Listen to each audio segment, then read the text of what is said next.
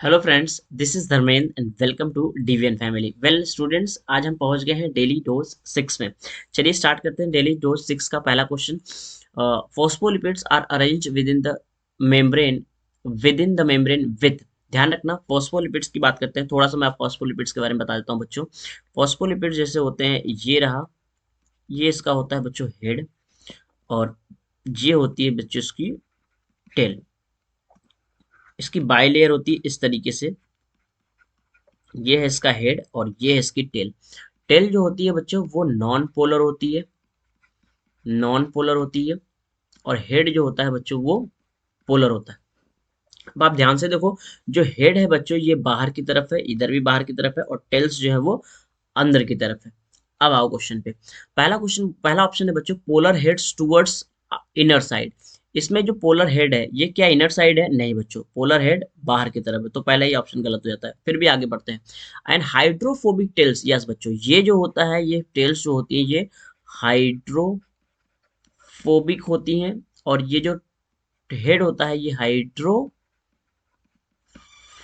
होता है, राइट। तो ये हाइड्रोफोबिक जो टेल्स होती हैं ये आउटर साइड में है। नहीं बच्चों, ये भी गलत दिया है, ये आउटर साइड में है नहीं, मतलब ये गलत आंसर है। Both heads and tails towards, दोनों क्या हेड और टेल दोनों अंदर की तरफ होते हैं? नहीं, ये भी गलत आंसर है बच्चों। Polar heads towards outer side, yes, polar heads towards outer side. And hydrophobic tails towards inner side, yes, hydrophobic tails towards inner side. तो इसका करेक्ट ऑप्शन सी है। और बोथ क्या दोनों हेड्स और टेल्स सेम साइड में होते हैं? नहीं बच्चों, तो ये गलत हो गया। तो इसका करेक्ट ऑप्शन है option number C, right. Next question पे चलते हैं। Reason why hydrophobic tails towards inner side. बच्चों हमें ध्यान रखना है, जो हाइड्रोफोबिक टेल्स अंदर की तरफ इसलिए होती हैं क्योंकि वो वाटर के कांटेक्ट में नहीं।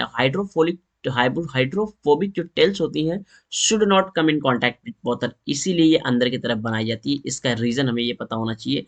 ध्यान रखना, hydrophobic tails should not in contact with water, that is why वो अंदर की तरफ होती हैं, राइट स्टूडेंट्स। नेक्स्ट क्वेश्चन पे चलते हैं। तीसरे क्वेश्चन में, Singer and Nicolson concept tells about the membrane nature is. Singer और निकोलसन ने जो कॉन्सेप्ट दिया था उसके अकॉर्डिंग मेम्ब्रेन का जो नेचर होता है बच्चों, मेम्ब्रेन का नेचर होता है ये कॉसी फ्लूइड।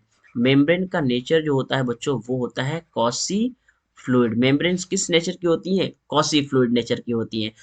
ये भी गलत है, ये भी गलत है, ये भी गलत है, तो करेक्ट ऑप्शन क्या हो जाएगा बच्चों? Option B, right. नेक्स्ट, आगे क्वेश्चन पे चलते हैं बच्चों। नेक्स्ट क्वेश्चन है, the fluid mosaic model explains.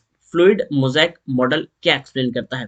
Fluid mosaic model से हमें फ्लूइड मोजैक मॉडल हमें ये बताता है बच्चों की जो मेम्ब्रेन्स होती हैं वो सेल ग्रोथ करती है, मेम्ब्रेन फंक्शन करती हैं, ग्रो करती हैं। मेम्ब्रेन जो होती है फॉर्मेशन ऑफ इंटरसेलुलर जंक्शंस में हेल्प करती हैं, और ये सिक्रीशन में हेल्प करती है बच्चों। ये तभी पॉसिबल है जब मेम्ब्रेन्स कैसी हो? फ्लूइड की नेचर की हो। मेम्ब्रेन कैसी हो? फ्लूइड नेचर को। इसीलिए फ्लूइड मोज़ेक मॉडल से हमें ये बताता है कि मेम्ब्रेन, ये सब, ये पूरा का पूरा, ये तीनों फंक्शंस हमें पता होना चाहिए मेम्ब्रेन के होते हैं। और ये फ्लूइड मोज़ेक मॉडल ही एक्सप्लेन करता है मेम्ब्रेन का ये फंक्शंस होता है, राइट। नेक्स्ट क्वेश्चन पे आते हैं बच्चों। लास्ट क्वेश्चन है डेली डोज सीरीज का आज का। Fluid nature of membrane is able to explain why. Yes बच्चों, सेल डिवीजन। फ्लूइड नेचर ना हो तो सेल डिवीजन पॉसिबल नहीं है, क्योंकि साइटोकाइनेसिस होती है, कैरियोकाइनेसिस होती है।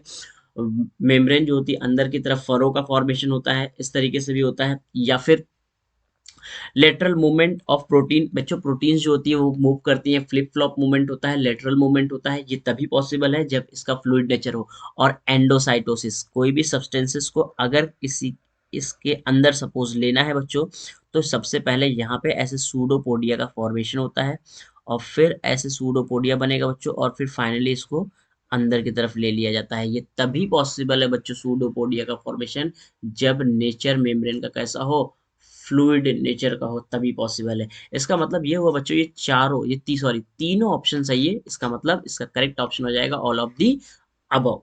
आई होप बच्चों आपको ये वीडियो, जो चार पांच क्वेश्चन हमने बताए इस वीडियो में, आपको पसंद आया होगा। बट फिर भी if you have any doubt you can comment in the comment section, right बच्चों। तो पढ़ते रहिए बच्चों, हम मिलेंगे आपसे नेक्स्ट वीडियो में, तब तक के लिए जय हिंद।